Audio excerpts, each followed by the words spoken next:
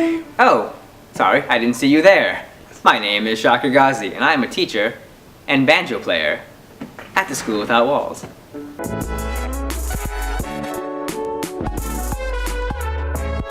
I went to Case Western Reserve University, and it was a specialized school, focusing mainly on engineering. I went to Howard University, a generalized education campus. My experience at Tuskegee University was a pretty good one.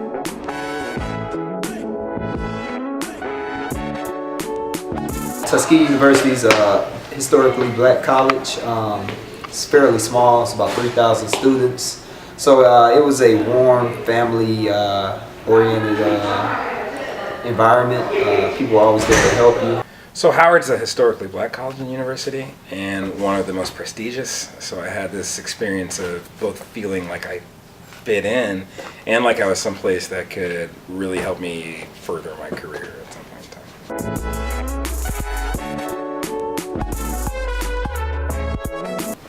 So I didn't have a choice as to which college I could go to because Cleveland has a huge Indian population. And a lot of the Indians, although this is stereotypical, believe that you had only 3 choices for a career, to be either an engineer, a lawyer, or a doctor. As well, since my family is from Cleveland, culturally you're supposed to stay close to home, if not stay at home. So it isn't difficult just to go live at the dorms. My mother was completely against that, but I had the opportunity to do so because the college had this the rule that first year you should stay on campus if you could. And well, I told my mother that I had to stay on campus, so I got to stay at the dorm, which worked out for me quite well.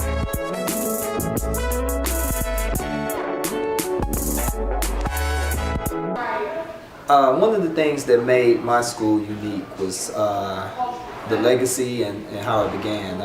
It was founded by Booker T. Washington in 1881, and it was a school that was made to educate black people right after slavery. And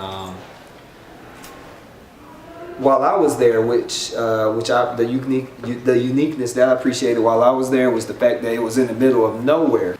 So Howard's a historically black college and university, and one of the most prestigious. So I had this experience of both feeling like I fit in and like I was someplace that could really help me further my career at some point in time.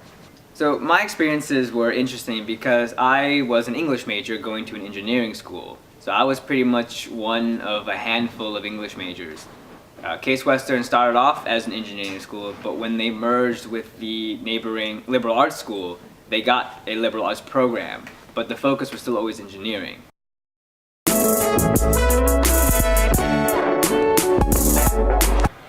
Yes, I feel like I had a pretty good relationship with my professors. With class size being small, professors were more inclined to know who you were and what you were doing at the school. I was part of a fraternity, and even my professors, sometimes would joke with me or ask me questions about it, so they actually were interested in, things I was doing in my life. I did enjoy close relationships with a number of instructors in undergrad and in grad school. Of course, there were also instructors with whom I had poor relationships. The professors, by and large, who were in my discipline, I think cared a lot about how I did. More generalized classes, I think there was maybe less concern about that. I think some professors it was easier to have a close relationship with, but others were not. There were some who were very, very distant. I mean, one of my professors was also my advisor, so I knew him fairly well, but the professors were always open. It's just like at any college. Professors are always available, their door is always open, you can go in and see them. But I found that to be easier with the English courses than I did with the science courses.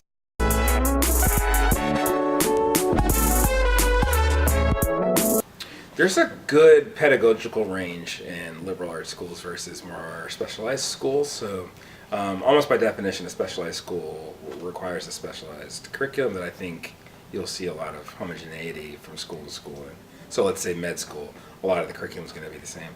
But liberal arts school, there's an opportunity for educators to try lots of approaches to gaining information across a wide variety of subjects.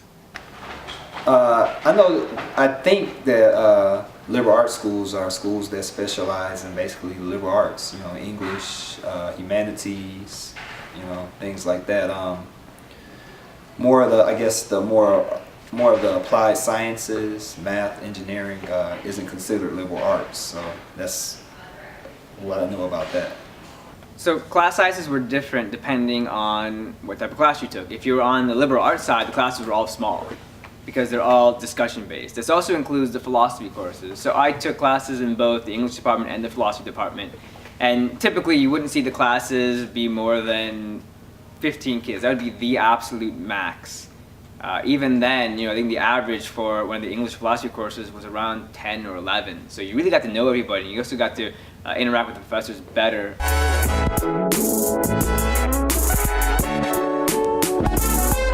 On the science side, or the math side as well, the classes were much larger. I think my largest class was about 150, 200 kids in an auditorium. The smallest math class I ever took was about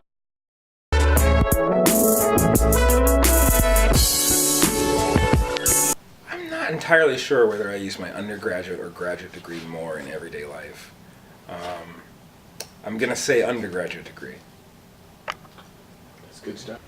So if you look at everyday life as being work, then yeah, of course I do. Particularly the undergrad degree because I teach literature and I have a pretty good background in English lit, going to college for that. The graduate degree, not so much, but that's because of which graduate degree I chose. All right. Well, look, I feel it was important for me to go to graduate school so I could gain some of the tools and knowledge I need to be successful in my chosen career, which is education. I didn't start off in this career. I originally went a different route, but when I decided to go into a career in education and become a teacher, I wanted to gain some skills so I'd be successful in the field.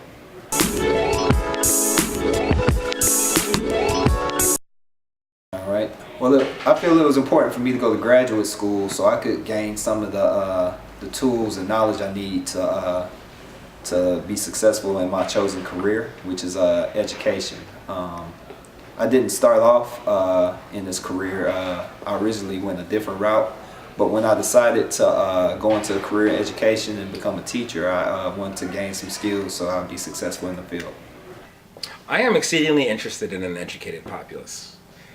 So I feel that the more my colleagues, the other citizens in my society are educated, whether it be about their discipline or in the sense of the liberal arts, the better. I'd love to see everyone get a PhD. It may be a change in the economy where now we're being more selective about who we hire. So it's about, who's the most qualified, who's the absolute best. So you need to have a master's degree even for those entry-level jobs, I would say. So I think it's a sign of the times, I suppose. It's no longer a high school diploma, it's no longer an undergraduate. You now need to have a master's. And then what master's you choose will heavily affect where you can work. Like I have a master's in education, but that essentially pigeonholes me. I can't go to any other career with a master's in education except for education. So if I wanted to do, anthropology, I'm stuck. But maybe about 20 years ago, I could have, found an entry-level position with my bachelor's, with that master's, and still would have had every avenue open. But I think today it's a little bit more difficult. So now you have to really choose what you want to do.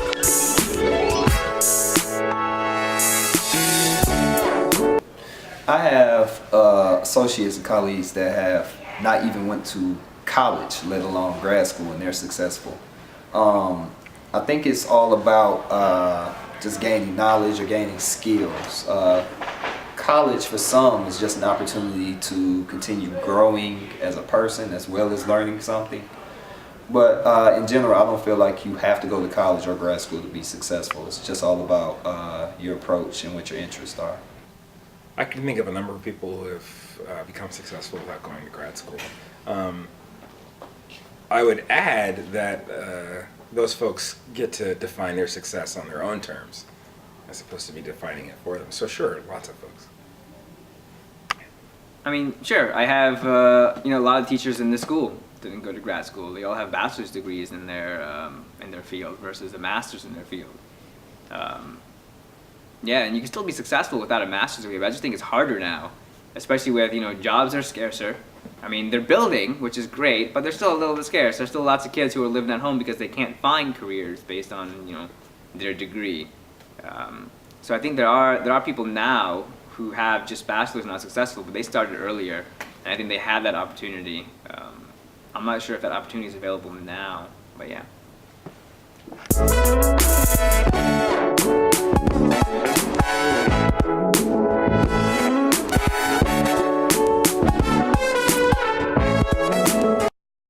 I think having a curriculum not based on profession is incredibly useful, especially since we typically educate adolescents who are often not clear on where they're headed, but could use ranging understanding of the world around them, again, their environment, in order to make that kind of a decision. And of course, to think about the world around them and be sensitive to others and climate issues and all kinds of things. It's very useful.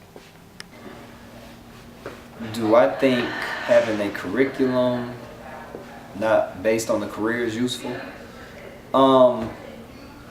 Sometimes people just learn for the knowledge. However, I feel like the investment of paying for college and paying to learn something, you kind of need some type of end product or end goal. So it depends on what your goal is. If your goal is to just learn something and be happy with the knowledge, yes. But if you're actually going to college to get a job or get some skills so you can get a job, then no. I can think of a number of people who have become successful without going to grad school. I would add that those folks get to define their success on their own terms, as opposed to me defining it for them. So sure, lots of folks.